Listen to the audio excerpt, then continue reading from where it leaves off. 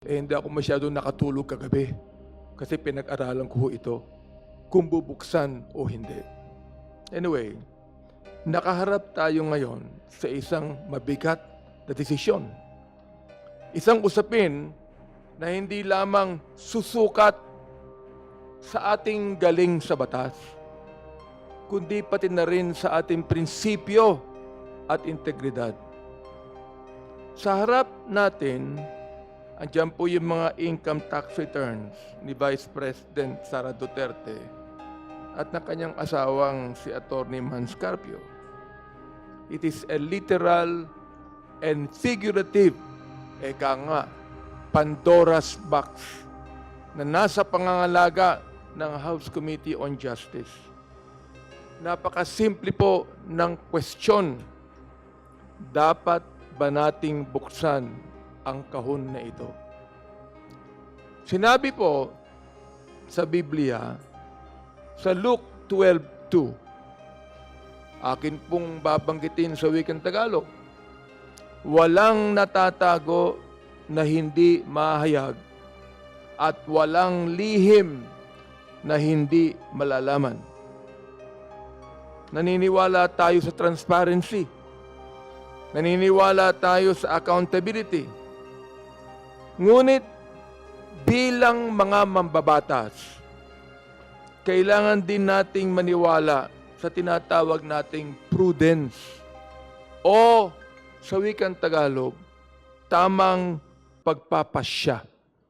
Hindi po yung galing sa batas, kundi prudence. Mayroon tayong tinatawag na, eka nga, power of the subpoena at ang power of the purse. Sabi nga ng ilan, ang kapangyarihan ng Kongreso ay nasa itaas ng tinatawag nating legal food chain. Pero tandaan po natin, just because we can do something does not mean we should. Ulitin ko ho. Just because we can do something does not mean we should. Bakit po ako nag-aalangan? Unang-una, sa aking pag-aaral, privacy and the law.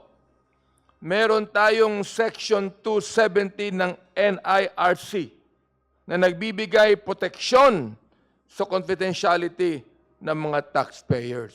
Yan ang una. Pangalawa, private rights.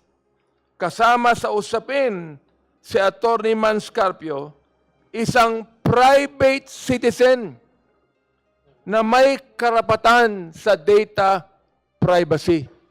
Hindi po siya rito ang ating tinutugis bilang mayroong impeachable offense.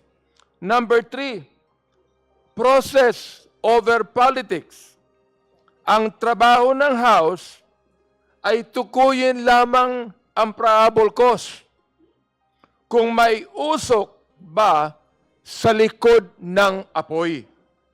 Ang pagtitimbang ng ebidensya at ang pagbubukas ng mga selyadong dokumento ay mas nararapat na gawin sa Senate sitting as an impeachment court. At wala po akong pasubali, Madam Chair, na ito ay papasa sa plenary at pupunta sa impeachment court sa Senado. Bakit kinakailangan tayo magmadali? Sa Ecclesiastes chapter 3 verse 1, sinasabi sa wikang Tagalog, babanggitin ko uli, sa bawat bagay ay may kapanahunan at panahon sa bawat layunin sa silong ng langit. Ang paninindigan natin ay ito, sa akin, kapasyahan. Keep it sealed right now.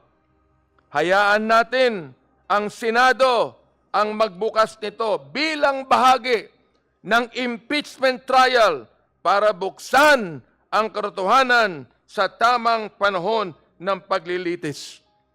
Huwag natin pangunahan ang proseso para sa kapakanan ng ating legal system at ng ating bansa.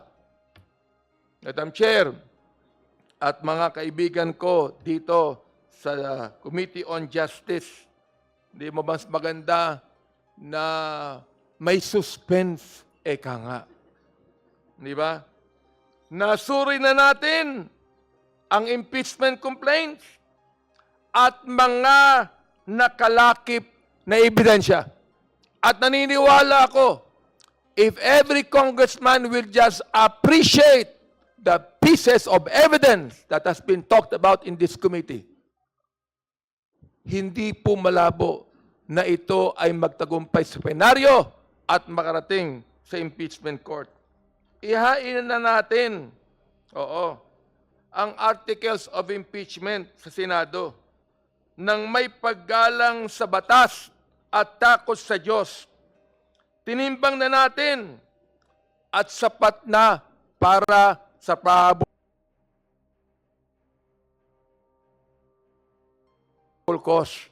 Dito po sa Committee on Justice, tinimbang natin si Vice President Sara at nakita natin ang laki ng kanyang pagkukulang.